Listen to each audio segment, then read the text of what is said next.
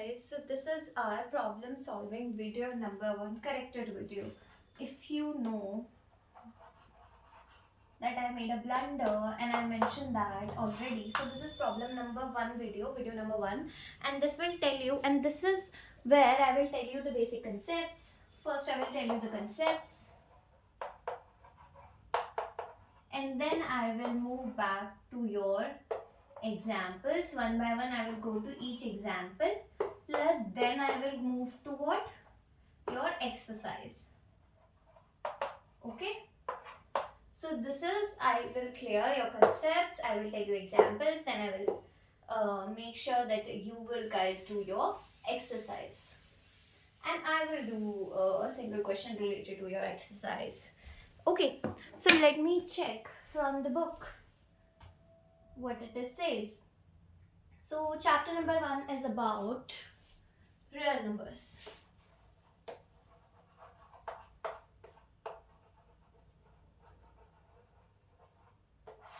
What are real numbers? So real numbers are the combination of rational and irrational numbers. Real numbers is equals to rational plus irrational numbers.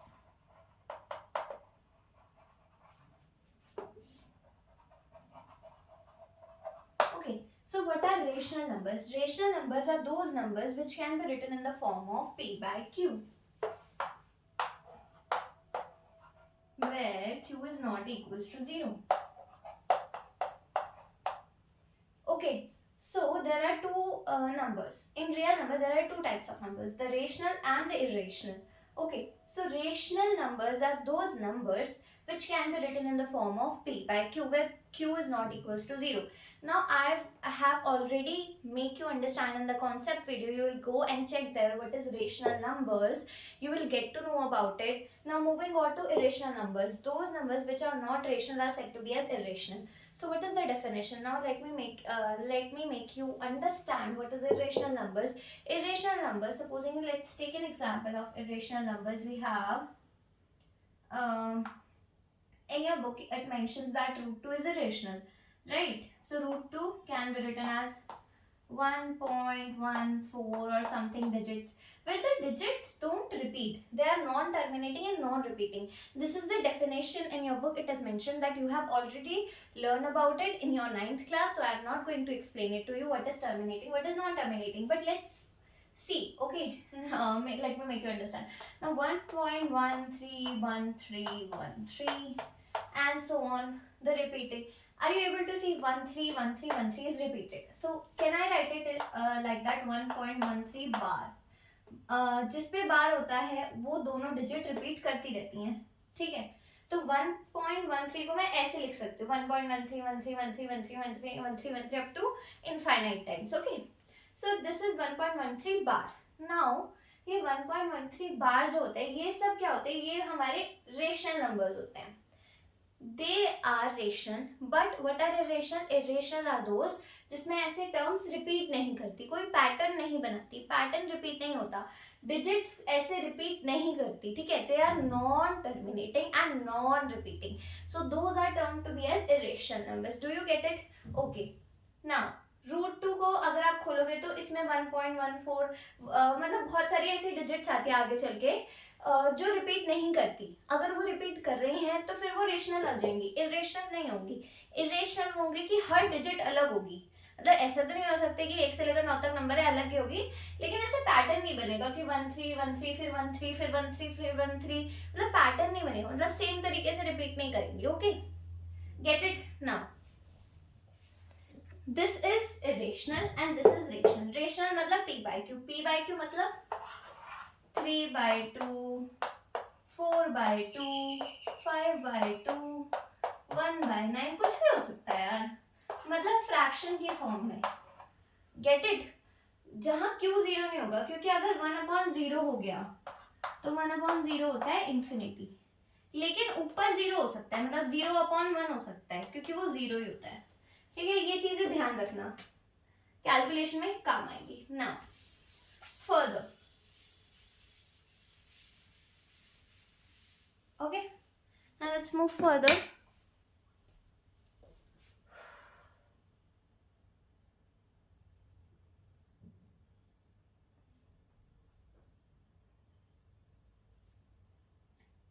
Without wasting your time, let's move to fundamental theorem of arithmetic.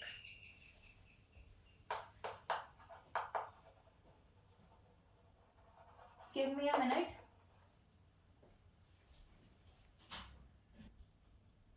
Fundamental theorem of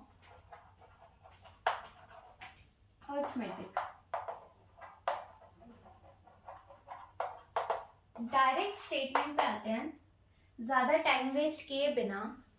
What the theorem says that in your earlier classes you have seen that any natural number can be written as a product of its prime number.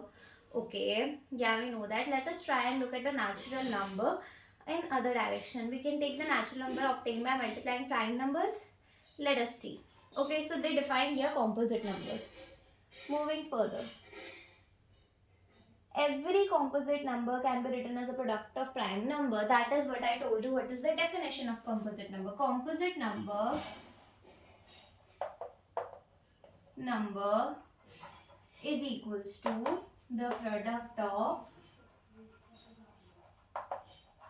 prime number. Correct? So this is what the statement says. Okay. Am I visible? Yeah. Visible. So composite number is equals to the product of prime number. Like 4 can be written as 2 into 2. Like 6 can be written as 2 into 3. Like 12 can be written as 6 into, we have to write it in the prime value. So 2 into 3 into 2. 12 को मैं 6 to भी लिख सकती हूँ, but वो prime नहीं होगा क्योंकि 6 प्राइम नहीं है ना. हमें प्राइम के फैक्टर्स की फॉर्म में लिखना है क्योंकि प्रोडक्ट ऑफ प्राइम नंबर लिखा हुआ है, तो प्राइम के फॉर्म में ही लिखना है तोड़ तोड़ के. Okay, so do you get it? Now this is about related to factorisation. Now fundamental theorem 1.1. Coming back to theorem 1.1.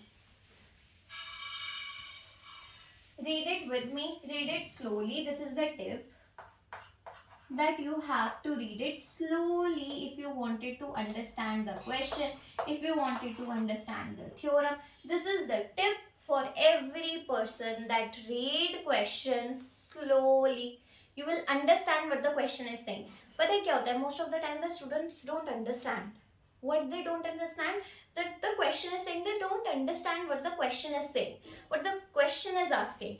So we have to understand the question. So for understanding the question, read the question slowly as much as possible. Okay, so now the theorem says every composite number can be expressed as a product of prime numbers apart from the order the prime factor occur. So इन्होंने यही बोला है, composite number is equals to, देखो, I can write in English also, but that is present in your notebook. My bad, that is present in your book itself. So why will I write the statement? I just write it what it means, right?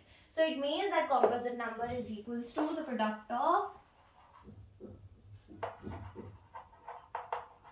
prime numbers. Okay, so this is the theorem 1.1 says, and it also says that no matter in what the order of those prime number. Now what do they mean by that? Like for example, can I write 12 as 2 into 3 into 2? अब मैं इस 2 into 3 into 2 को मैं ऐसे कर दूँ, 12 is equals to 2 into 2 into 3. Order क्या फर्क पड़ रहा है? ऑर्डर क्या है? 3 आगे कर लो, पीछे कर लो, ऑर्डर क्या मैटर करता है? मल्टीप्लिकेशन में ऑर्डर ही मैटर नहीं करता. तो आप किसी भी ऑर्डर से मल्टीप्लाई करो, इट डजंट मैटर. मल्टीप्लाई में ऑर्डर मैटर नहीं करता अनलेस एंड अनटिल ब्रैकेट ना लगे हो. तो यहाँ कौन सा ब्रैकेट है? कोई ब्रैकेट नहीं है. So this is what the theorem 1.1 conveys. Now how do they write the proof? Let me also tell you about कि इन्होंने प्रूफ कैसे किया हुआ है. Okay, no, they didn't prove it, they just give an example. They just take an example, and I am going to take that example too, which is 32760. 32760 बहुत huge number इन लोगों ने ले लिया है. क्योंकि कॉम्पोजिट नंबर्स हैं तो इन लोगों को दिखाना था कि सारी वैल्यू सेटिस्फाई करते हैं। 2 इंटू टू इंटू टू, 2 3 बार है, 3 2 बार है।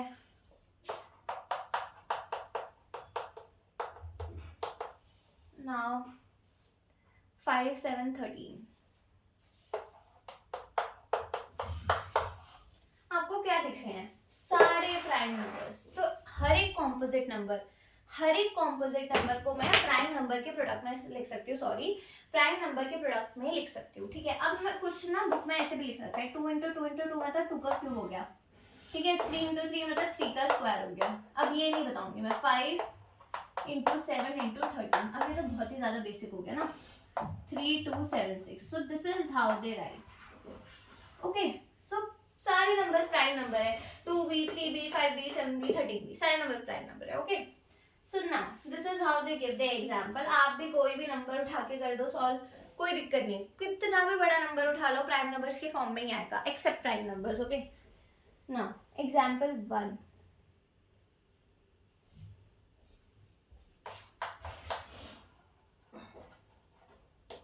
ये आपके एग्जाम के लिए इंपॉर्टेंट नहीं है, बट आपकी हायर नॉलेज के लिए इंपॉर्टेंट है। करना है कर सकते हो, नहीं करना है नहीं करो। Consider a number 4 to the power n where n is a natural number. Check whether any value of n for which 4 to the power n with the digit 0. Now मेरे को इसकी स्टेटमेंट लिखनी पड़ेगी to make you understand. Now read the statement. You have to consider a number 4 to the power n where n is a natural number. Check whether there is a value of n for which the 4 to the power n with 0. जल्दी पढ़ दिया मैंने, थोड़ा धीरे पढ़ते हैं। Consider number 4 to the power n। मुझे एक number 4 to the power n consider करना है, मतलब लेना है। Where n is natural number, यहाँ मेरा n नेचुरल नंबर होगा, मतलब n की वैल्यू क्या क्या हो सकती है? 1 2 3, कहाँ तक जा सकती है? इन्फिनिटी तक, कुछ भी वैल्यू हो सकती है। Check whether there is a value of n। मुझे क्या चेक करना है कि ऐसी कौन सी वैल्यू होगी n की, फॉर विच, जिसके लिए 4 की पावर n एंड्स विद 0, जिसके लिए 4 की पावर n 0 पे एंड करे। मतलब n की मैं ऐसी क्या वैल्यू रखूं कि एंड डिजिट मतलब यूनिट डिजिट 0 हो जाए। कैसे? देखो, जैसे 4 की पावर अगर मैं 1 रखती हूँ तो क्या आएगा? 4। 4 की पावर 2 रखती हूँ तो क्या आएगा? 4 का स्क्वायर क्या होता है? 16। 4 की पावर 3 रखती हूँ तो क्या आएगा? 16 4 से 64। ठीक है, 4 की पावर 4 रखती हूँ तो 64 को 4 से मल्टीप्लाई करना, 256, 256। तो are you able to see any pattern here? ये कह रहे हैं कि यहाँ एंड में ना, यहाँ यूनिट डिजिट पे यहाँ 0 आना चाहिए। कब आएगा? ऐसी कौन सी पावर रखूं कि एंड डिजिट 0 आ जाए, यहाँ यूनिट प्लेस पे 0 आ जाए। ठीक है, बट आप क्या ऑब्जर्व कर रहे हो कि 4 की पावर 1 रख रही हो तो 4 आ रहा है, 2 रख रही हो तो 6 आ रहा है, 3 रख रही हो तो 4 आ रहा है, 4 रख रही हो तो 6 आ रहा है। मतलब एंड डिजिट बोल रही हूँ मैं, एंड डिजिट, पूरा नंबर नहीं बोल रही, एंड डिजिट बोल रही हूँ कि 1 वैल्यू रखने पे 4 आ रहा है, 2 वैल्यू रखने पे 6 आ रहा है। मतलब अगर ऑड पावर है तो एंड डिजिट हो रही है 4 पे। पैटर्न सी करना। देखो ये ना आपको हायर क्लासेस में सिखाया जाएगा, हायर नहीं कहूँ तो आपको, अगर आप गवर्नमेंट जॉब की तैयारी करने जाते हो तो आपको तब सिखाया जाता है कि जब आप देखते हो ऐसे पावर सीरीज को कि 4 की पावर 1 देख लेते हो, 4 की पावर 2 देख लेते हो, 4 की पावर 3 देख लेते हो, तो आप पैटर्न नोटिस करते हो। क्या पैटर्न नोट कर रहे हो आप कि यूनिट डिजिट पे 4 और 6 4 और 6 4 और 6 4 और 6 ही आएगा, और कोई चीज नहीं आएगी। आप कितनी ही पावर रख के देख सकते हो अपने कैलकुलेटर में, एंड करेगी वो 4 और 6 से ही। ठीक है, तो इसका मतलब क्या है? इसका मतलब ये है कि 4 की पावर एंड विद 0 नहीं होगा। Not true. This is the answer, that it cannot ends with 0 because it always ends with 4, it always end with 6। यही हमने यहाँ देखा, एंड जब नेचुरल नंबर होगा तो। ठीक है, क्लियर? अब ये हो गया एग्जाम्पल 1। अब देखो एग्जाम्पल 1 की ना आपकी एक्सप्लेनेशन आपकी बुक में अलग तरह से दे रखी है, but this is totally correct explanation. You can write it in your exam, no teacher will cut your marks. Okay, I can guarantee you. Okay, now example number 2. Unless and until your teacher is not happy with you. Example number 2. What the example number 2 says, that find the LCM and HCF of 6 and 20 by prime factorization method. 6 and 20 के factors निकालो। कैसे? By prime factorisation. कैसे निकालोगे? बहुत simple है, बहुत simple है। Prime factorisation का मतलब क्या होता है? देखो, प्राइम फैक्टराइजेशन मतलब ये नंबर्स कैसे है, को प्राइम, उनको प्राइम के तौर पे, मल्टी प्रोडक्ट ऑफ प्राइम के तौर पे लिख के दिखा दो। मतलब 6 को मैं कैसे लिख सकती हूँ? 2 इंटू 3 इंटू 2, 2 3 जा, ऐसे करते हैं, 2 3 जा 6, 6 2 जा 12। या आप इसको खोल के ऐसे भी लिख सकते हो, 12 इंटू 2, माय बैड, 3 इंटू, अरे यार ये तो मैंने 6 ले लिया ना, sorry sorry sorry sorry, I made a huge mistake again here. Number 6 और 20 ही है ना? Yes, 6 and 20। तो मैं 6 को कैसे लिख सकती हूँ? 2 3 जा 6 होता है ना, मैंने गलती से 12 ले लिया था नंबर, ठीक है, अपने माइंड में। तो 6 को मैं कैसे लिख सकती हूँ? 2 इंटू 3, ये भी प्राइम है, ये भी प्राइम है। मतलब मुझे कैसे लिखना है? प्राइम फैक्टराइजेशन का मतलब प्रोडक्ट ऑफ प्राइम के तौर पे लिखना है। अरे हम जैसे एलसीएम निकालते हैं ना बचपन में, वैसे ही करना है, ठीक है। अब 20, ठीक है, 20 को कैसे लिख सकती हूँ मैं? 20 को मैं लिख सकती हूँ 2 10 जा, फिर इसको ब्रेक कर लो, 10 को ब्रेक कर लो, 5 2 जा लिख सकती हूँ। तो ये हो गया 2 एज इट इज, 10 की जगह लिख दिया 5 इंटू 2। अब इसको करके देख लो मल्टीप्लाई, 2 5 जा 10, 10 2 जा 20, मतलब 2 5 जा 10 और 10 2 जा यहाँ आ जाएगा 20, इसलिए मैंने यहाँ 20 लिखा। समझ आ रहा है कि करा कैसे? देखो, इसको मैंने 2 5 जा 10 इंटू 2 डायरेक्टली ऐसे लिख दिया। अब आपको ऐसे नहीं करना जैसे मैंने करके दिखाया था, वो जस्ट हायर क्लासेस के लिए, या अगर आपकी कैलकुलेशन बहुत अच्छी है तो आप समझ गए होगे, उसके लिए करके दिखाया था। अब आप करो ऐसे, 6 है आपके पास, आपको प्राइम से तोड़ना है 6 को, प्राइम से, प्राइम नंबर से। तो पहला प्राइम नंबर है 2, 2 से 6 जाता है, हाँ जाता है, 3 जा भी जाता है। फिर दूसरा प्राइम नंबर, 2 से तो जाएगा नहीं, 3 से ही जाएगा प्राइम नंबर, तो ये 1 आ गया। तो आपके पास क्या आ गया? 2 इंटू 3, ये वाला। क्लियर? प्राइम से तोड़ना है नंबर को, प्राइम से तोड़ना है। 20 को कैसे लिख सकते हो? 2 से जाएगा 20, हाँ जाएगा। सो 2 10 वेरी गुड, कट गया। 10 किसी प्राइम नंबर से जाता है, 2 से ही चला जाता है, तो 2 5 ठीक है। अब 5 कौन से प्राइम नंबर से जाता है? 2 से नहीं जाता, 3 से नहीं जाता, 5 से जाता है, 5, तो ये आ गया 1। सो इसको मैं ऐसे लिख सकती हूँ, 2 इंटू 5 इंटू 2 या 2 इंटू 2 इंटू 5, बात एक ही है, ठीक है। तो ऐसे आपको अपने एग्जाम में करके दिखाना है ऐसे। मतलब किससे तोड़ना है नंबर को? किससे तोड़ना है नंबर को? तोड़ना है प्राइम से। प्राइम कौन सा नंबर होता है? 2 3 5 7, ओके। और कौन सा होता है? 11 13, a lot of numbers are prime numbers, okay। यहाँ तो इन्होंने कम नंबर्स दिखा रखे हैं, बट जो आपकी एक्सरसाइज है 1.1, उसमें जो आप पहले क्वेश्चन का ही लास्ट पार्ट देखोगे तो वो बहुत टफ है, क्योंकि उसमें डायरेक्टली 19 से काटा हुआ है। अब 19 प्राइम नंबर होता है, तो उन्होंने डायरेक्ट 19 से काटा हुआ है। ओके, नाउ दिस से find the LCM and HCF. My bad, example 2 में एक चीज और भी बोली थी, 6 और 20 का फैक्टर्स निकालने थे, प्लस एलसीएम एंड एचसीएफ निकालना था।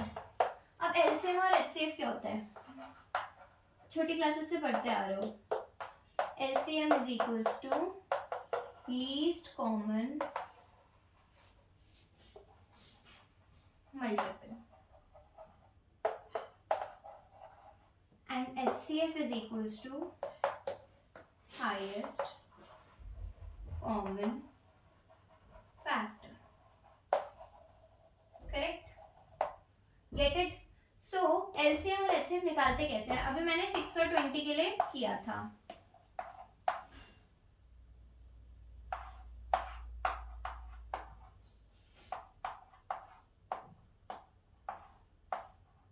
सिक्स को मैं कैसे लिख सकती हूँ? 2 3 और 20 को मैं कैसे लिख सकती हूँ?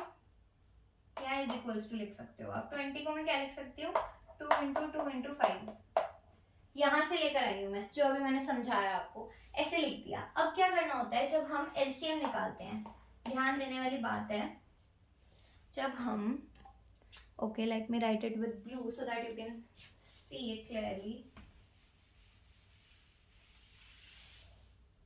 ठीक है, बताना मेरे को दिख रहा है नहीं. जब हम LCM निकालते हैं तो हम क्या करते हैं कि पहले HCF देख लेते हैं. HCF जब हम highest common factor, highest common मतलब सबसे ज्यादा कॉमन क्या आ रहा है, तो सबसे ज्यादा कॉमन क्या आ रहा है दोनों में 2, तो 2 को एक बार लिख दो. ठीक है, तो HCF सिर्फ 2 ही आएगा, जो चीज कॉमन आती है वो आता है. और क्या होगा, एक 1 तो सब में ही हो सकता है ना.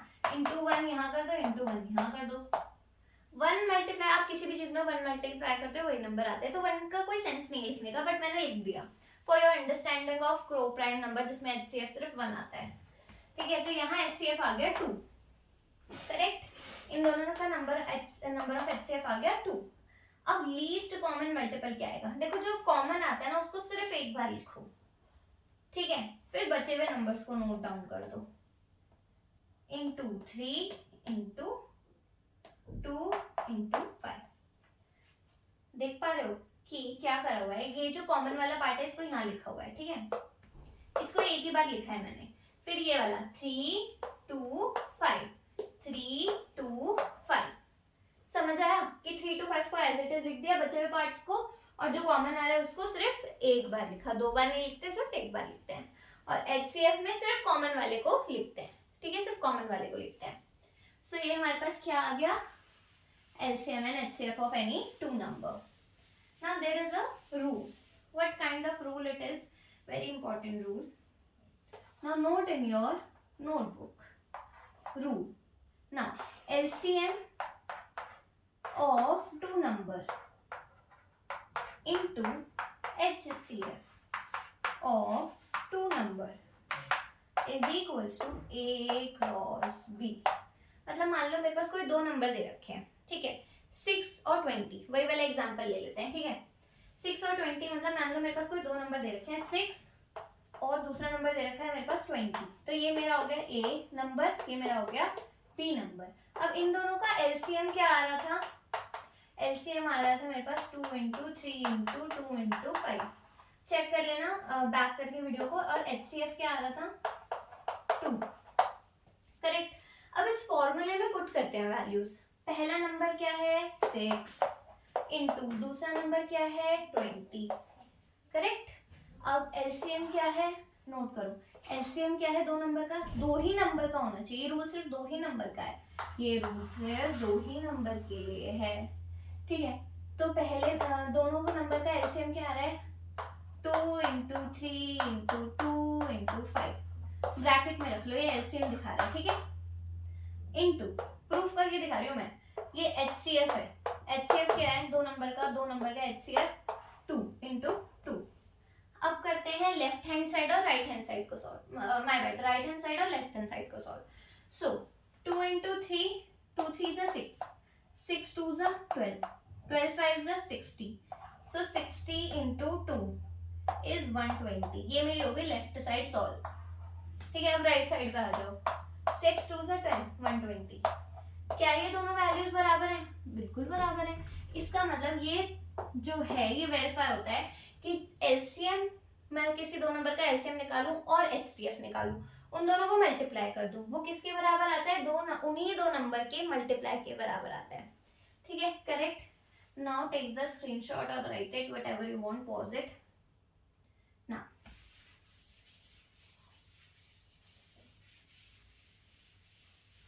इस पे भी आई गेस थ्योरम है, ओ एग्जाम्पल है. एग्जाम्पल 3 देखो, एग्जाम्पल 3 क्या कह रहा है, read the question carefully. The example 3 says find the HCF of 96 and 404. The numbers are 96 and 404. तो पहला वाला नंबर A, दूसरा वाला नंबर B. क्या कह रहा है, by the prime factorization method. इनका HCF तो निकालने को बोल रहा है प्राइम फैक्टराइजेशन से.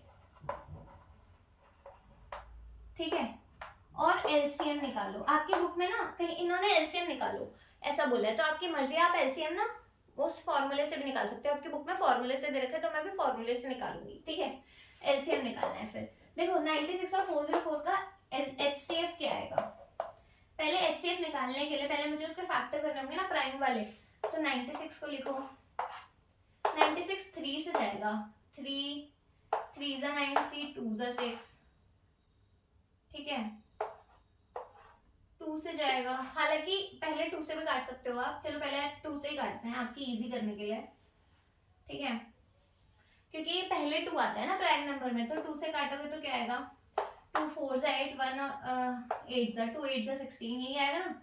3 से काटोगे, 3 1 जा 3, और 1 और 8 किससे आता है, 2 8 जा 6, 3 6 जा 18, राइट, फिर 2 8 जा 16, फिर 2 4 जा, फिर 2, अब मेरे को बच्चों की तरह से तो मैं नहीं कराने वाली, क्योंकि मेरे को भी बोलने में अजीब सा लगता है बच्चों की तरह से।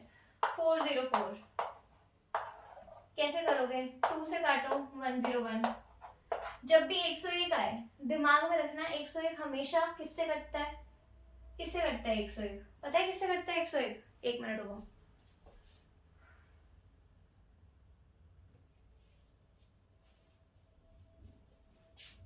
सॉरी 101 नहीं आएगा, यहाँ आएगा 202 पे 2 से कट जाएगा, 101, हमेशा ध्यान रखना कि 101 किसी से नहीं कटता, ठीक है, हालांकि आप इसे 11 से चेक करके देख सकते हो, बट ये 11 से नहीं कट रहा है, तो ये 101 से ही कटेगा, सो this is a prime number. तो मैं कैसे लिख सकती हूँ, 96 को मैं लिख सकती हूँ 2 इंटू 2 इंटू 2, 1 2 3 4 5 4 5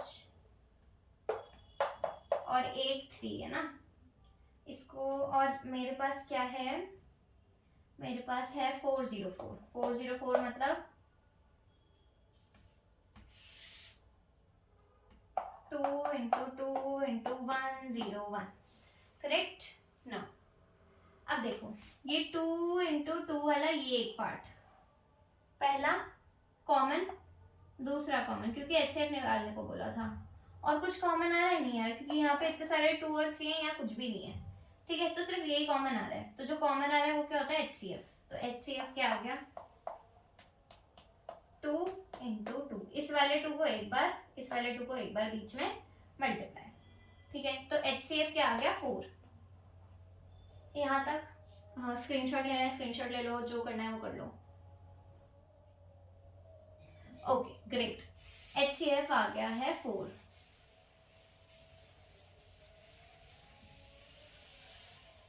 जब HCF आ गया है 4, तो मैं क्या वो फॉर्मूला लगा लूं अपना, HCF into LCM is equal to A cross B, HCF क्योंकि दो ही नंबर है ना, into LCM is equal to A cross B, A क्या है 96 क्रॉस 404, ठीक है, LCM क्या है मेरे को निकालना है, HCF क्या है मैंने अभी भी निकाला 4, तो LCM क्या आ जाएगा, क्योंकि ये मल्टीप्लाई में है, वेरी बेसिक मल्टीप्लाई में, तो ये नीचे चला जाएगा, 96 इंटू 404 डिवाइडेड बाय 4, 4 से 404 काटो 101, so 96 into 101, your answer will be in your books written what it is written, 9696. I'm not going to do the calculations, 9696 that can be done easily by you. Now क्या किया मैंने, simple सी बात, मैंने prime factorisation से HCF निकाला, HCF निकालने के बाद मैंने HCF into LCM A cross B का फॉर्मूला लगाया, उसमें HCF की जगह 4, LCM निकालना है, A क्रॉस B की जगह A क्रॉस B रख दिया, फिर 4 को नीचे ले गई, 96 इंटू 404 एज इट इज, 4 से 404 को काटा 101 आया, 96 इंटू 101 9696 आएगा, correct, deal done, understand. Now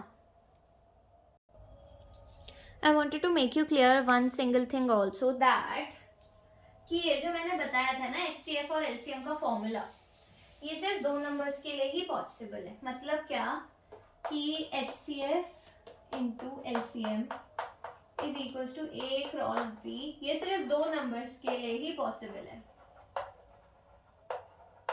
और जो तीन नंबर्स होते हैं अगर उनका LCM और HCF निकालना हो तो उसका अलग फॉर्मूला है, वो आपकी पूरे बुक के लास्ट चैप्टर में दे रखा है, बिल्कुल एकदम लास्ट में दे रखा है, वो मेंशन है, वो भी मैं दिखा दूंगी, ठीक है, वो कभी कभी एग्जाम में पूछ लिया जाता है, I guess, I am not sure कि पूछा जाता है या नहीं, बट ठीक है, आपको पता होना चाहिए क्योंकि वो कॉम्पिटिटिव एग्जाम में बहुत ज़्यादा पूछा जाता है। Hello hello hello hello, exercise 1.1। Okay, इस पे आ जाते हैं। बुक से रीड कर रही हूँ, ठीक है, समझना मेरी बात को। Okay, express each number as a product of a prime number. So मेरे को क्या करना है, एक्सप्रेस करना है each number as the prime factor. ठीक है, वही प्राइम फैक्टर करना है, वही 2 से 3 से जिससे भी डिविजिबल हो जाए, ठीक है, वही करना है। ठीक है, प्राइम फैक्टर्स की मैं गिनती नहीं बता रही हूँ तुम्हें, बट लास्ट वाला जो क्वेश्चन है ना वो थोड़ा सा टफ हो जाता है, डी वाला पार्ट। अगर नहीं हो तो मेरे से पूछ लेना, हालांकि you can Google it too, but 7429। But अगर याद रख सको तो रखना कि 7429 ना 19 से जाता है, ठीक है, क्योंकि ये जो चीज़ है ना ये बहुत ही अजीब है, ठीक है, क्योंकि बहुत बड़े बड़े नंबरों से जा रहा है, ये बहुत बड़े बड़े प्राइम नंबरों से जा रहा है। हालांकि बाकी सारे जो जितने भी नंबर्स हैं वो 3 से 2 से 5 से 7 से 11 से 13 से इन सबसे कट जाते हैं, बट ये 19 से जा रहा है, बहुत लंबा नंबर, ठीक है, तो याद रख लेना। और उसके बाद भी कटेगा किसी चीज से, देख लेना उसको ना। बाकी तुम लोग खुद कर सकते हो। Find the LCM and HCF of the following integer, verify, ठीक है। एक क्वेश्चन नंबर सेकंड में वेरीफाई भी करना है। एलसीएम निकालो और एचसीएफ निकालो, फिर उसको वेरीफाई करो, ये भी होमवर्क है, ठीक है। क्यों होमवर्क दे रही हूँ, क्योंकि 2 ही नंबर हैं, 2 का ही प्रोडक्ट निकालो, फिर उसके बाद एलसीएम इंटू एचसीएफ कर दो। कुछ खुद से भी प्रैक्टिस करोगे तो प्रैक्टिस होगी, ओके। थर्ड, हालांकि इस टाइप के क्वेश्चंस आते ही नहीं है बोर्ड में, टफ क्वेश्चंस आते हैं। Find the LCM and HCF of the following integers, apply prime factorisation method. Okay, third question में आपको दे रखे हैं 3 नंबर्स, तो आपको 3 नंबर्स के लिए क्या करना है, प्राइम फैक्टराइजेशन। प्राइम फैक्टराइजेशन मतलब कौन सा, वही वाला 2 3, उससे एलसीएम और एचसीएफ निकालना है, वो भी करना बताया अभी वीडियो में, okay. Now fourth question, HCF दे रखा है, एलसीएम निकालो।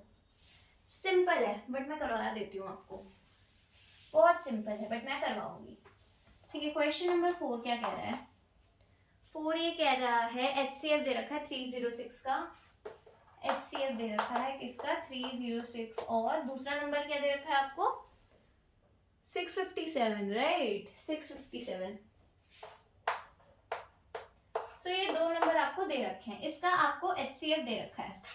एचसीएफ क्या दे रखा है, हाईएस्ट कॉमन फैक्टर दोनों में क्या है, 9, तो आपको एलसीएम निकालना है। अब मैं ना आपके लिए कैलकुलेशन नहीं करूंगी, क्यों नहीं करूंगी, क्योंकि देखो क्योंकि टफ है, हालांकि नहीं है बट फिर भी।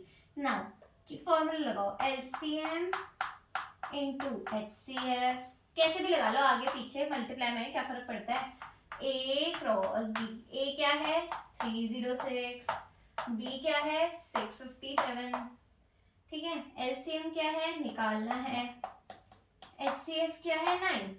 अब इस 9 को नीचे ले जाओ, एलसीएम इज इक्वल्स टू, क्योंकि मल्टीप्लाई में है तो नीचे चला जाता है, प्लस में होता तो नीचे नहीं जाता। अब इस 9 को काट लो, किससे कटेगा, 3 से कट जाएगा ना, ठीक है।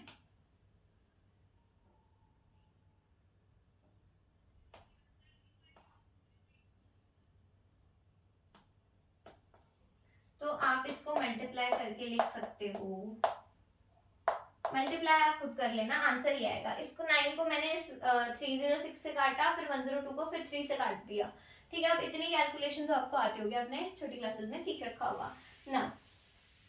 इस तरीके से आप 34 इंटू 657 निकालोगे तो वो आपका एलसीएम होगा। Now question number 5,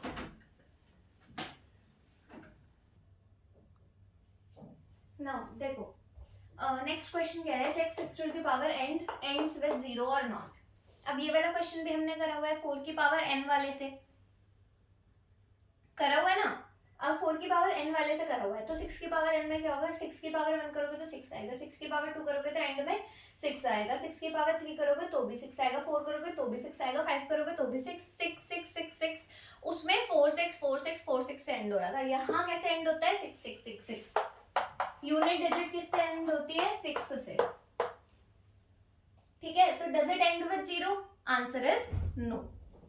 Okay, so this is your question number 5th. So now we'll move to question number 6th.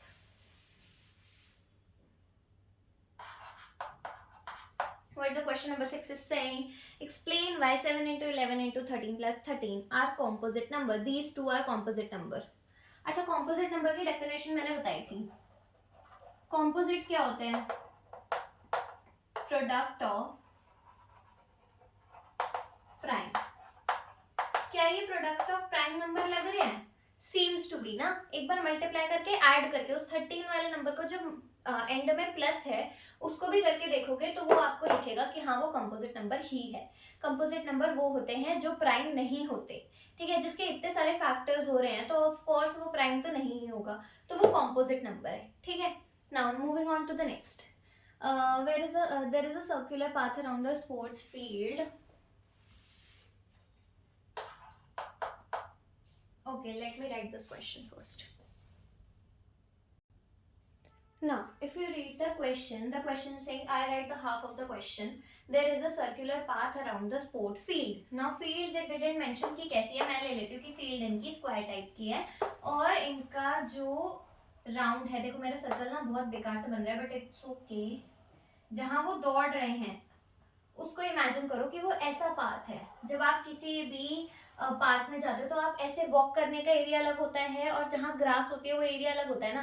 तो वो वॉकिंग एरिया को इन्होंने बोला है circular path around the sport field. मान लो ये स्पोर्ट फील्ड है, ये सर्कुलर पाथ है. ठीक है, अराउंड दैट स्पोर्ट फील्ड. अब मान लो यहाँ सोनिया है तो यही दूसरा नाम क्या है? रवि है. तो सोनिया और रवि दोनों इसी स्टार्टिंग पॉइंट से स्टार्ट करते हैं. दोनों यहीं से स्टार्ट करते हैं. सोनिया भी यहीं से रवि भी यहीं से जाता है, सोनिया भी यहीं से जाती है. दोनों पूरा राउंड लगा के इसी पॉइंट पे आते हैं. बट रवि जो है वो 12 मिनट में ही आ जाता है और जो सोनिया है उसको आने में 18 मिनट लग जाते हैं. मतलब सोनिया कहीं ना कहीं रवि से पीछे रह गया. मतलब रवि ऐसे जा रहा है तो सोनिया ऐसे जा रही है, मतलब उससे थोड़ी सी पीछे है. रवि पहले जाएगा, सोनिया बाद में जाएगी. ठीक है, कुछ इस तरीके से सीन चल रहा है. अब क्या है कि आपको बताना है कि ऐसा कब होगा जब वो दोनों मीट कर जाएंगे, जब वो दोनों मिलेंगे. तो उसके लिए आपको क्या निकालना होता है? इन दोनों का एलसीएम. आप एलसीएम निकाल दो इन दो नंबर्स का तो आपको पता चल जाएगा वो कब मिलेंगे. तो 18 को मैं कैसे लिख सकती हूँ? आप प्राइम फैक्टराइजेशन निकाल लो, मैंने खुद निकाल लिया है. प्राइम फैक्टराइजेशन निकालना आता है ना, उसी से निकालना है वो ऐसे ऐसे करके. ठीक है, सिंपल है बट मैंने ऐसे ही लिख दिया क्योंकि कैलकुलेशन इजी है. 18 ही नंबर है तो बहुत इजी है, तो मैंने ऐसे लिख दिया इसको. अब एलसीएम कैसे निकालते हैं कि जो कॉमन वाला है उसे सिर्फ एक बार लिखो, बाकी और कुछ कॉमन है 3 भी तो कॉमन है, कॉमन वाला एक बार और बाकी बच्चों को ऐसे कैसे. तो क्या हो गया? 2 3 is 6, 18 18 2 is 36. सो 36 मिनट्स में वो लोग मिल जाएंगे आगे चल के कंटिन्यू करने के बाद. क्योंकि स्टार्टिंग में तो मिलेंगे नहीं. स्टार्टिंग में तो कौन आ गया? रवि आ गए. बाद में सोनिया आएगी ना. तो लेकिन वो एक ऐसा टाइम एक ऐसा आएगा 36 मिनट के बाद वो दोनों मिल जाएंगे. ठीक है, अब इस तरीके से इस क्वेश्चन नंबर 7 को सॉल्व किया जाता है. देखो पता है इश्यू क्या है? इशू ये है कि I don't know why they take LCM. I can not explain you the real reason why they take LCM, but I know how to solve this question with some other method. ठीक है, आप कहोगे तो मैं आपको बता दूंगी. Tell me in the comments. Although I don't know the why the logic they always use this LCM concept here. HCF क्यों यूज नहीं होता है यहाँ पे मेरे को नहीं पता, इसके बारे में आइडिया नहीं है. But this is how this question solves. Okay, so this is about this exercise. I know how to solve it in using other method, but आपके स्कूल में हो सकता है वो मेथड ना एक्सेप्ट करें. ठीक है, इसलिए I am not explaining that method. Now will move to 1.3 irrational proof करने वाले पे. इसमें इरेशनल मैंने अभी भी बताया था नॉन टर्मिनेटिंग होते हैं प्लस नॉन रिपीटिंग.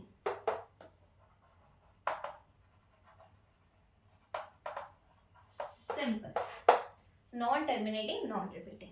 ना इसमें बहुत ज्यादा इंपॉर्टेंट चीजें भी हैं. बट मैं वो आपको कराऊंगी नेक्स्ट एक्सरसाइज में, या फिर हम इसे खत्म कर देंगे.